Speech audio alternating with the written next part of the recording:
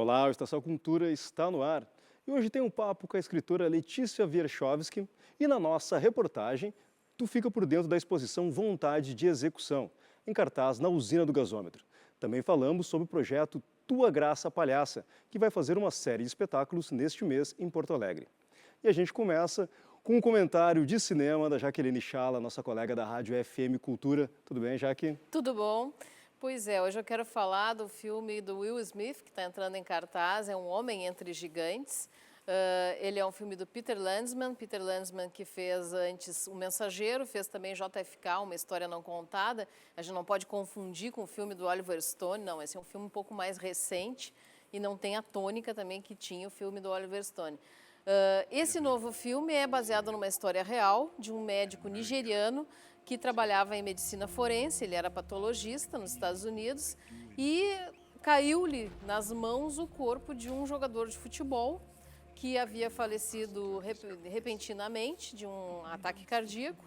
E ele, a partir da investigação que ele fez com esse corpo, ele descobriu que havia uma ligação entre essa morte e outras mortes de jogadores desse futebol norte-americano, que é um esporte violentíssimo, mas que movimenta milhões nos Estados Unidos. E a partir daí ele descobriu uma nova doença.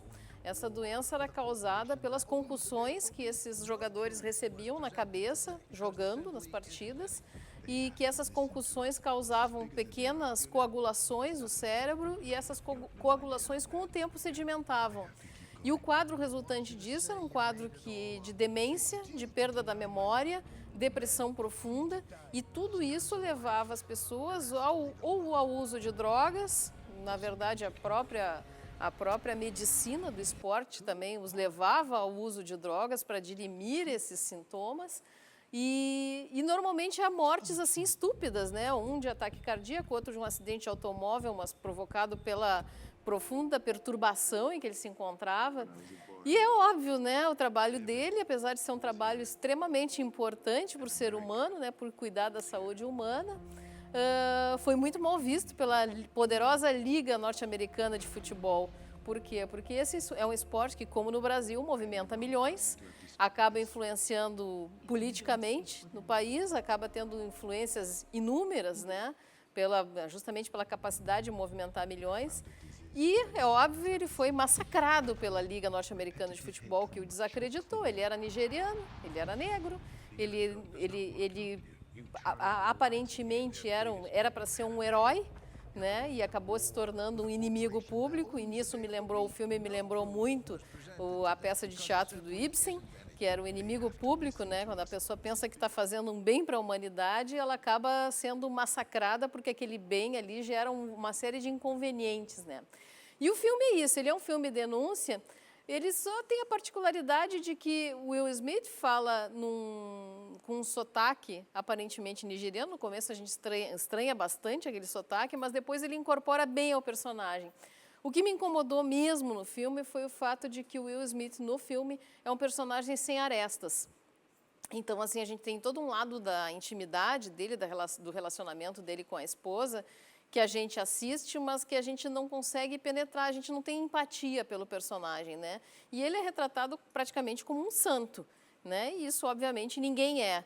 Então, esse personagem sem arestas e o fato do roteiro ser bastante quadradinho, assim, sabe? Seguir bem o estilo do filme Denúncia acaba enfraquecendo a própria narrativa. Mas é um filme interessante por esse lado, por mostrar essa questão do futebol norte-americano, que eu acho que atinge, inclusive, outros esportes, né? O rugby, por exemplo, é também outro esporte violentíssimo, né?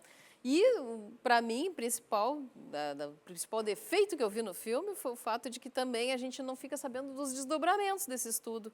Ele catalogou a doença, ele conseguiu finalmente ser reconhecido como tal, mas e aí? O que aconteceu? O que isso gerou para o esporte norte-americano? Quer dizer, o que isso mudou no esporte? Aparentemente nada. Certo, então, Jaqueline Chala, na Trilha na Tela, no final de semana, no sábado, às 11 da manhã, na FM Cultura. Isto. Que temos... O Oscar 2016, a gente vai falar dos filmes que foram premiados e alguns também que não foram premiados, mas que estavam lá, como o nosso Menino e o Mundo, do Ale Abreu, que eu acho que só o fato de estar na premiação já causou uma exposição enorme para o filme e para a animação que vem sendo feita no Brasil. Eu acho isso excelente. Certo, trilha na tela às 19 horas, então, Na sábado, FM isso? Cultura, FM isso Cultura. mesmo. Obrigado, Jaque, até semana que vem. Até mais. Bom, os artistas visuais Joana Burdi e Cadu Peixoto são os responsáveis pela mostra Vontade de Execução, que discute questões relacionadas ao sistema de arte. Confira. Eu e o Cadu Peixoto, a gente compartilha ateliê, né, no Acervo Independente. E faz 2 anos que a gente vem conversando sobre a vida do artista, sobre como é que a gente faz para comprar um material mais qualificado, fazer um trabalho, enfim, várias coisas diferentes, né? E de todas essas conversas a gente acabou pensando em fazer uma exposição, que o resultado é esse aqui, é a nossa vontade de execução, que a grande maioria dos trabalhos vai falar sobre a nossa vontade de fazer os trabalhos acontecerem, mas não necessariamente trazer os trabalhos super bem finalizados e realizados aqui. A ideia, na verdade, é trazer uma fase da produção e da pós-produção e da pré-produção para a própria exposição, né? E, sobretudo, trazer a dificuldade que a gente tem de preparar uma obra de arte, né? A gente é bastante restringido, acaba sendo restringido por problemas financeiros mesmo, porque material é caro, enfim.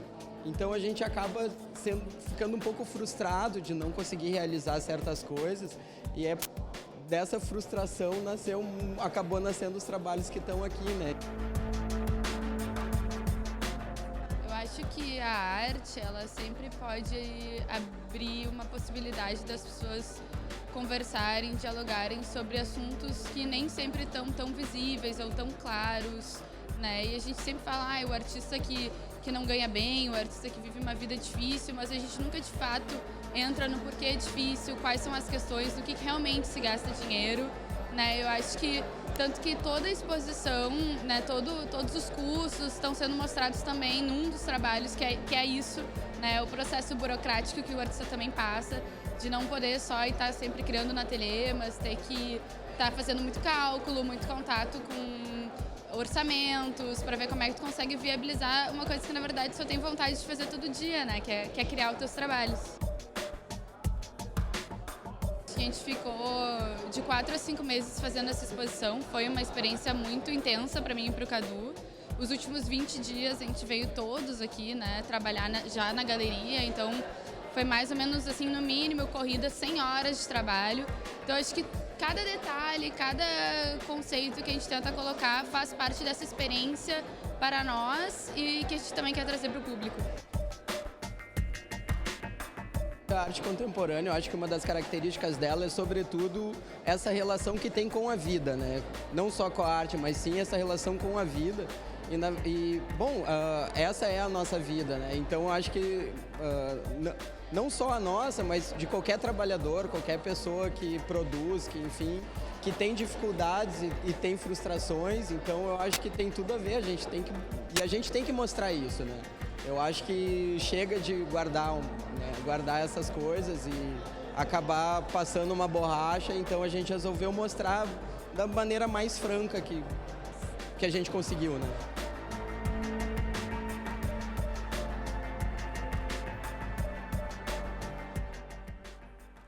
Começa nesse final de semana a mostra Tua Graça Palhaça, que vai promover uma série de espetáculos no mês de março em Porto Alegre. Vai ter ainda uma oficina com a artista portuguesa Eva Ribeiro. Eu converso agora com a Lia Mota, atriz e idealizadora do projeto, e com a produtora Rita Mazzini. Sejam bem-vindas aqui à Estação Cultura. Obrigada, bom dia. Então, um projeto bem específico ao mês da mulher, trabalhando essas questões do desenvolvimento dessa técnica do palhaço, mas utilizada pelas atrizes, pelas palhaças, isso? Exatamente. A gente tem aqui em Porto Alegre, aliás, no Rio Grande do Sul, assim, tem diversas mulheres palhaças trabalhando já há bastante tempo, né? E aqui em Porto Alegre tem um grupo de mulheres palhaças que trabalham espetáculos solos. E aí a gente, como já vem construindo uma rede também, através de trocas, né, e com direção de trabalhos, uma da outra e tal, a gente pensou em fazer alguma coisa no mês de março voltado para a palhaçaria feminina, voltado, né, enfim, março, o mês da mulher, para colocar em evidência esses trabalhos que são palhaças ótimas, assim, que estão E também porque na vale estrada. muito essa discussão quando se fala nessa questão do, aproveitando o ensejo do mês da mulher, que é um espaço geralmente ocupado por homens, né? Esse espaço do palhaço. Né? Exatamente. Ainda é bastante ocupado por homens, mas mais do que isso, assim, né? A gente vem construindo um repertório também de comicidade feminina, porque a figura da mulher palhaça, ela tem pouco mais de 40 anos. Embora a figura das mulheres cômicas já exista bem mais tempo, mas o nariz vermelho, assim, ele sempre foi um arquétipo masculino, né? O palhaço sempre foi um arquétipo masculino. Então, a mulher está ocupando esse espaço há pouco mais de 40 anos, assim, e ainda é um lugar onde a gente precisa bater pé e dizer, não, o que a gente faz é palhaçaria também. A gente não tem a mesma referência que os homens têm, né? Porque a gente não constrói os nossos espetáculos a partir de números clássicos, por exemplo, de circo, porque eles são todos muito masculinos. Eles vêm de uma lógica que é muito masculina. Então, a gente está aí também numa busca pela comicidade feminina, por aquilo que é engraçado dentro do universo feminino e como que a gente faz graça disso, sem cair também nos estereótipos, né, daquela coisa mulher desesperada para casar, mulher que tá... Então, a gente fugir desses estereótipos também. Mas o que é o cômico no universo feminino?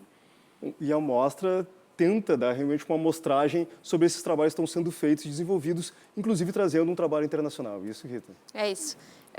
A gente está trazendo, então, a Eva, que é uma palhaça portuguesa, para dar uma oficina. Ainda tem vaga, pessoal, se quiser se inscrever.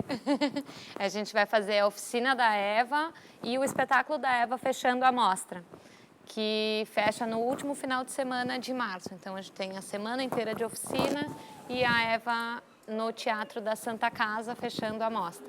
Estão vendo imagens da Eva. Isso. E são vários espaços diferentes, né? Eu queria que falasse um pouco sobre os espaços onde vão ser apresentados os espetáculos. Alguns espetáculos também são de rua, outros internos, né? São 2 espetáculos de rua, né? O Bem Te Vi da Marmota, que apresenta esse final de semana, sábado e domingo, na Redenção. E o espetáculo Vendo Graça também é de rua, também vai ser feito na Redenção no sábado e no domingo. E aí os espetáculos de sala, o Amostra Grátis, da Ana Fuchs, que vai ser no Teatro Newton Filho, no Menino Deus, um teatro super fofo, super aconchegante, que a gente conheceu agora em função da mostra, e é um espaço lindo que tem na cidade. E o espetáculo da Eva, que encerra a mostra no Centro Histórico Cultural da Santa Casa. Ou junto com a oficina, que é para discutir todos esses aspectos do palhaço, do clown, ou aspectos voltados ao público feminino? Como é que é? É público geral? A oficina é para o público geral, não tem pré-requisito, né? As pessoas não precisam ser artistas ou vir do teatro, qualquer pessoa pode fazer a oficina. São 5 dias onde a gente vai vasculhar a comicidade de cada um, partindo de aspectos muito pessoais. Então, todas as pessoas são bem-vindas. Assim, as inscrições são feitas através do e-mail palhacasemlona.com.br. Aliás, esse é o site, palhacasemlona@gmail.com. Mas tem tudo no site também, como se inscrever. A gente tem a página do evento também no Facebook, né? Que é a página da Mostra Sua Graça Palhaça. Tá lá, só olhar, tem tudo. Bom, e passando o mês de março, seguem com atividades voltadas à questão do circo e do palhaço, que são frequentes e vocês estão dando esse trabalho de maneira contínua, né? Sim, a Companhia Palhaça Sem Lona tem um projeto chamado Território de Riso, que é um projeto que a gente já vem desenvolvendo há 3 anos, trazendo oficinas internacionais para Porto Alegre. Nos 2 primeiros anos, a gente trouxe o palhaço Ivan Prado, da Espanha, que é um palhaço que trabalha em territórios de conflito pelo mundo e que promove festivais de palhaços em zonas de guerra, em locais de muita turbulência social, assim. E aí o Ivan veio 2 anos seguidos e deu a oficina dele aqui em Porto Alegre, trazido dentro do projeto Território de Riso. E o Território de Riso continua com diversas ações também, assim, né? Então, além das oficinas, continuar acompanhando pelo palhacasemlona.com.br todas as atividades de vocês Lembrando que nesse final de semana tem Bem Te Vida Marmota, sábado 11 e domingo às 16 horas na Redenção. Isso. Certo? Obrigado pela presença de vocês. Eu que Bom agradeço. Obrigada a você. Obrigada. Esperamos todos lá. Ok. E mais uma dica para esse final de semana. Sábado e domingo tem 2 apresentações da peça As 4 Direções do Céu no Teatro São Pedro. A montagem foi vencedora das categorias Melhor Espetáculo e Melhor Direção no Prêmio Braskem em Cena. Também levou Ator Coadjuvante e Prêmio do Júri Popular no Açorianos de Teatro de 2015. A direção é de Camilo de Leles e o elenco tem Diogo Cardoso, Martina Frolich, Tiago Conte e Renata de Leles. Sábado a peça começa às 8 da noite e domingo às 6h30 da tarde. O Estação Cultura faz um rápido intervalo e volta com a escritora Letícia Wierchowski. É um instante só.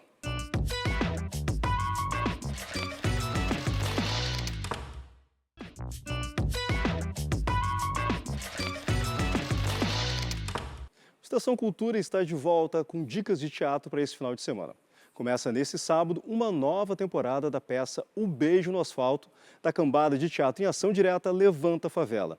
Reveja agora a nossa matéria.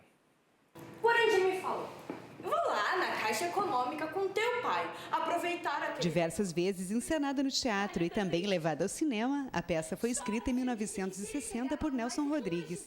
Homofobia, sensacionalismo da imprensa e julgamento de aparências são debatidos na trama. de que era mesmo um desconhecido. É claro que eu tenho... A gente precisa nessa peça e decidiu montar esse espetáculo principalmente pela questão da homofobia, da lesbofobia, da transfobia, que são assuntos que a gente tem que discutir. E é isso que a gente queria discutir com essa peça e transformar ela de uma forma mais atual. Foi um chuchu, foi uma delícia, foi muito bom brincar com as coisas que são mais da nossa geração, né?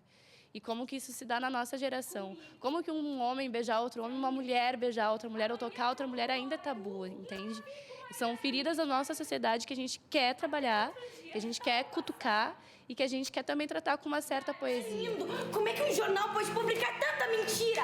Dizer que o meu marido beijou outro homem na boca. Ele fala, sim, de alguém que se descobre, de alguém que as pessoas apontam na rua e acusam de alguma coisa que é extremamente natural, que é uma coisa do ser humano, que é de falar da sua sexualidade, enfim. E, sim, obviamente, a gente está adaptando de uma forma que tenha a ver com a realidade. Tem que ter uma coesão com a nossa realidade. E esse tema da livre orientação sexual é altamente de agora. Eu não admito! Eu sou casado e não admito! Sempre tive no meu convívio social, via preconceito com essas questões sexuais de gênero, isso sempre foi muito próximo de mim, né? Então esse foi um assunto que quando o grupo escolheu trabalhar esse assunto, eu me senti muito livre para trabalhar junto, né? Com um ímpeto de trabalhar junto, com vontade maior assim, de trabalhar, né? E eu escolhi fazer a figura opressora da peça, né? E ninguém poder matar. O grupo realiza oficinas e já montou Allen Ginsberg e Bertolt Brecht, tudo em criação coletiva. A gente tem um trabalho em 2 linhas. Uma que é do teatro de rua e outra que é o teatro de sala, que é o teatro aqui nesse espaço que tu está vendo, que é um espaço alternativo, que é um espaço que trata outras questões da humanidade, né? O grupo é grande, o grupo tem 20 pessoas que estão atuando agora, felizmente, graças ao edital da usina do gasômetro, na usina do gasômetro. E aí também oferecemos oficinas gratuitas, abertas. Não leia mais nada, não quero ouvir! A montagem O Beijo no Asfalto está em cartaz sempre aos sábados às 21 horas na usina do gasômetro. A temporada segue até o final de abril. E agora eu converso com a escritora Letícia Wierchowski, que ministra uma oficina a partir do dia 15 de março na Casa Mundi. O tema é o espaço no romance. Tudo bem, Letícia? Tudo bem, é um prazer estar aqui de novo com vocês. Certo. Bom, o espaço no romance, espaço físico mais determinadamente a gente está falando sobre isso, né? A gente vai abordar nesses 4 encontros que começam agora, são 4 terças-feiras, a partir do dia 15 de março, lá na Casa Mundi, das 19h30 às 21h30. Todas as questões que envolvem o romance, que se fala, histórias da família passam nessa cidade ficcional. Então, o espaço, ele tem uma função dentro do romance muito importante, né? Uma função, assim, de raiz do romance e de raiz do personagem. Porque o personagem, ele é também um espelho do espaço onde ele vive, né? Quando a gente está construindo um grupo de personagens, os espaços onde eles circulam transformam esses personagens. E, às vezes, alguns espaços, eles têm um status tão importante dentro do romance que se transformam em personagem. Um exemplo clássico é um romance da Virginia Woolf que se chama Rumo ao Farol. Agora, recentemente, ele foi editado com o título mais curto, Ao Farol. Não sei porquê, mas eu prefiro Rumo ao Farol. E nesse romance existe uma parte, são 3 capítulos do romance. O capítulo do meio é só contado olhando para casa. Tem um narrador que olha para a casa da família, é uma família que tem uma casa de veraneio numa ilha, e a história toda é um planejamento dessa família de fazer uma viagem até o farol, visitar a família de um faroleiro. Só que, quando eles chegam lá para passar uma temporadinha, o tempo está muito chuvoso, eles não fazem essa viagem. A gente vai fazer na próxima vinda. E aí eclode a Primeira Guerra Mundial. E eles ficam vários anos sem ir. E a Virginia faz o seguinte, todo o período da guerra, ela só olha para essa casa. Não tem um personagem vivo, é só a casa. E a história é contada através das transformações da casa. A casa reflete a vivência, o estado de espírito dessa família durante a guerra. Então, é um espaço que se transforma no grande personagem do romance. Então, eu vou abordar todas essas questões, né? O espaço como cena, né? As pessoas, quando começam a escrever, tem um cacuete muito comum, coletivo, de fazer com que o personagem ele não viva, ele não se solte na cena. Eles descrevem tudo o tempo inteiro, é sempre descritivo. E o personagem, ele só existe para o leitor quando ele está vivendo dentro da cena. O que é a cena? O momento presente da história, né? O capitão Rodrigo entrou no boliche e disse, buenas e me espalho, nos pequenos dou de prancha e nos grandes dou de talho. Existiu o capitão Rodrigo, né? Ele falou, ele apareceu. E o que é a cena? É o espaço onde o personagem se movimenta, como um palco também. Então, eu vou abordar assim, o espaço macro, né? A cidade, o pampa, a serra, a floresta, e vou abordar o espaço micro, o espaço onde circula o personagem. Como lidar com esse espaço dentro de uma narrativa? Onde as relações realmente acontecem nesse espaço micro. Exatamente. Bom, falando em escrever, tu continua escrevendo e tem novas publicações adiante. Estou sempre escrevendo, é verdade. Estou terminando um romance que tem o título provisório de O Menino que Comeu uma Biblioteca. É uma história que se passa na Segunda Guerra Mundial, começa na Polônia, na Segunda Guerra Mundial, e termina aqui no Uruguai, nos anos 60. E também estou terminando meu primeiro romance juvenil, né? Hoje em dia é um caminho assim que as editoras investem muito, histórias para jovens. E é a minha primeira assim, viagem ao universo juvenil. E tem um título que é Foi Naquele Verão. E conta a história de um grupo de amigos num verão, né? Um verão que transforma, de uma certa maneira, a vida deles. Eles crescem nesse verão. Previsão de lançamento ainda para esse ano?